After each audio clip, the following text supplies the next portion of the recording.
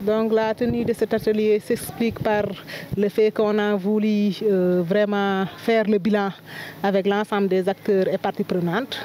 Donc aujourd'hui, on a procédé à l'atelier de clôture du projet Ensemble, qui était débuté depuis mars 2020, donc qui va être finalisé en fin novembre 2023.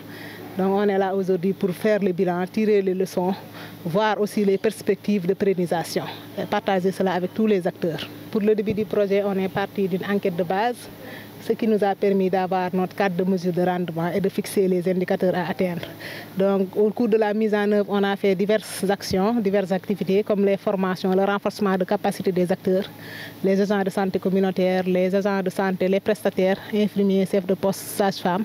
On a aussi renforcé les pères éducateurs en technique d'animation. On a aussi mis à disposition du district un équipement matériel, de tablettes éducatives aussi.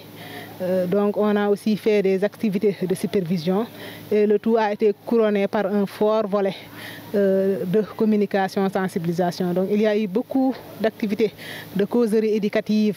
Il y a eu à peu près 108 dialogues communautaires qui se sont déroulés sur tout l'étendue du district sanitaire de Kolda. À part ces dialogues aussi, il y a eu l'action des groupes communautaires et des groupes adolescents jeunes qui ont participé à la promotion de la SRHJ au niveau de tout le district sanitaire de Kolda. Donc l'objectif de la mise en œuvre, c'était d'améliorer l'accès aux soins.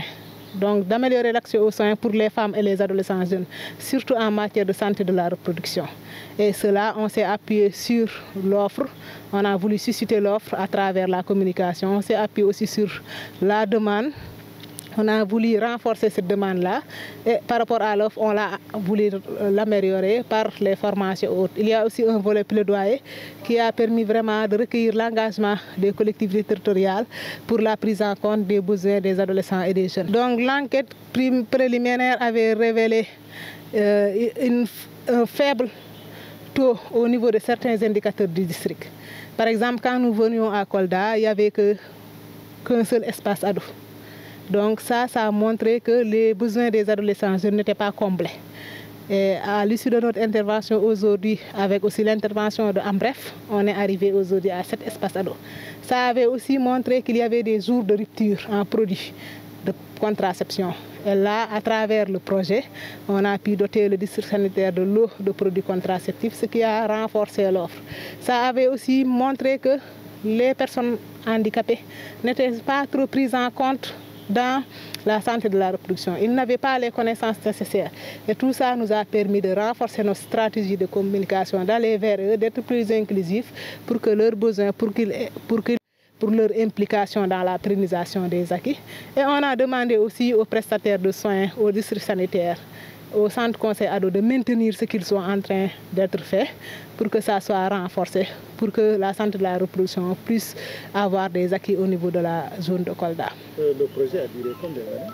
Donc le projet, on est à notre 3e année de mise en œuvre. On avait débuté en février 2020 et on va faire officiellement la clôture opérationnelle aujourd'hui. Donc certaines activités comme l'évaluation finale et l'enquête online vont se poursuivre au mois de novembre 2020. On aura une clôture administrative.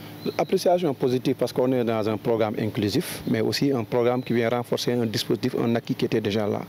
Et comme on est dans un département très vaste, à beaucoup de problèmes parce que les questions de mariage précoce, de grossesse précoce, de mutilation génitale féminine, d'accès aux services, de la disponibilité du service, mais aussi de l'offre de services avec des difficultés au niveau du département de Kolda. Le projet est venu renforcer ce dispositif-là pour qu'on puisse avoir des services conviviaux adaptés aux adolescents et aux jeunes. Et le projet Ensemble, à travers ces activités que nous avons faites, la formation de jeunes qui vont renforcer d'autres jeunes, ce qu'on appelle les pères éducateurs, la formation d'associations qui vont faire des activités inclusives, mais aussi qui vont les permettre d'avoir des ressources qui vont leur permettre de faire des activités génératrices de revenus.